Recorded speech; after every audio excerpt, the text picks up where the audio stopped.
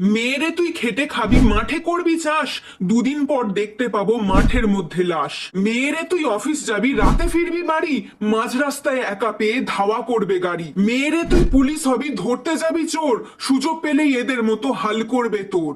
মেয়েরে তুই রাতের বেলায় বাড়ি ফিরবি ট্রেনে, পরের দিন তোর লাশ পাবো নোংরা কোনো ড্রেনে। মেয়েরে তুই একা একা উঠবি ফাঁকা বাসে, তোর ছিঁড়ে খাওয়া দেহ পাবো নরম কোনো ঘাসে। মেয়েরে তুই ডাক্তার হবি, করবি লোকের সেবা, তোকেই সবাই ভোগ করবে, খোঁজ রাখবে কেবা। বিচার চাই বিচার চাই বিচার চাই, একটা তরতাজা প্রাণ যারা কেড়ে নিয়েছে, একটা ফুটফুটে মেয়ের উপর যারা পৈশাচিক অত্যাচার করেছে, আমি তাদের বিচার চাই। একটা মেয়ে অনেক বড় স্বপ্ন দেখেছিল, বড় ডাক্তার হওয়ার স্বপ্ন দেখেছিল, মানুষের সেবা করার স্বপ্ন দেখেছিল, আর সেই স্বপ্নই ধীরে ধীরে সত্যি হচ্ছিল। কিন্তু একদল নরপিশাচ তাকে শেষ করে দিয়েছে। হ্যাঁ, আমি কথা বলছি সেই লেডি ডক্টরের ব্যাপারে, সেই আরজি কর হসপিটালের ব্যাপারে, সেই সেমিনার রুমের ব্যাপারে যেখানে একটা লেডি ডক্টরের মৃতদেহ পাওয়া গেছে। সেই ডক্টরের নাম এবং ছবি কোনোটাই আমি দেখাবো না।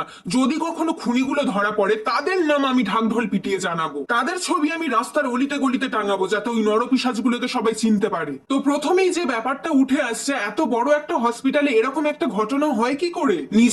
এটার কি দোষ ছিল বলো?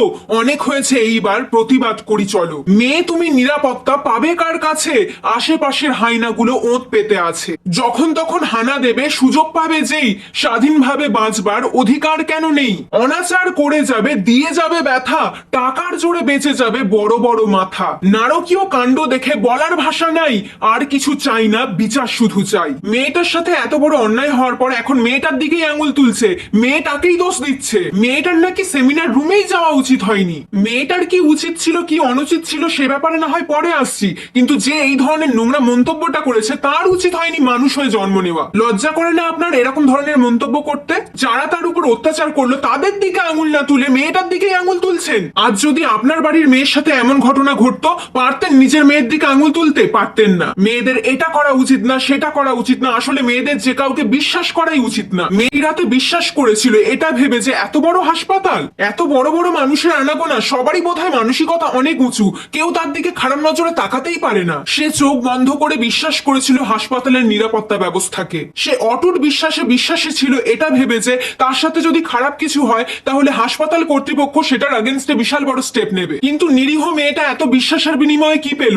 পৈশাচিক অত্যাচার, অসহ্য যন্ত্রণা, এক বুক চাপা কষ্ট নিয়ে মেয়েটা চলে গেল। মেয়েটার উপর ওই নরপিশাচগুলো এতটাই অত্যাচার করেছে যে সেটা বলে বোঝানো যাবে না। তার গলার হাড় ভাঙা, গোড়ালির হাড় ভাঙা, শরীরে অজস্র আঁচড়ের দাগ পাওয়া গেছে। ভাবলেই গা শিউরে উঠছে, তাই না? শিউরে ওঠারই কথা। মেয়েটার শরীরে এত আঁচড়ের দাগ পাওয়ার পরেও একদল সেটাকে আত্মহত্যা বলে চালাতে চেয়েছিল, কিন্তু পারেনি। সত্য কখনো চাপা থাকে না, পাপ বাপ কেউ ছাড়ে না। এই হত্যাকাণ্ডকে ঘিরে অনেক বড় ষড়যন্ত্র চলছে, আর সেটার বিরুদ্ধেই আমার এই প্রতিবাদ। এত বড় একটা হসপিটালের ডাক্তার ছিল মেয়েটা, তাকে খুন করেছে।